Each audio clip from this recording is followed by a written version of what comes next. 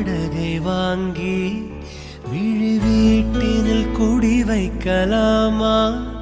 நான் வாழும் வீட்டுக்குள் வேறாரும் வந்தாலே தகுமா? தென்மலை தேர்க்குக்கு நீதான் உந்தன் தோள்களில் இடம் தரலாமா? நான் சாயும் தோள் மேல் வேறாரும் சாய்ந்தாலே தகுமா? நீரும் செங்குலச் சேரும் கலந்தது போலே கலந்தவளா?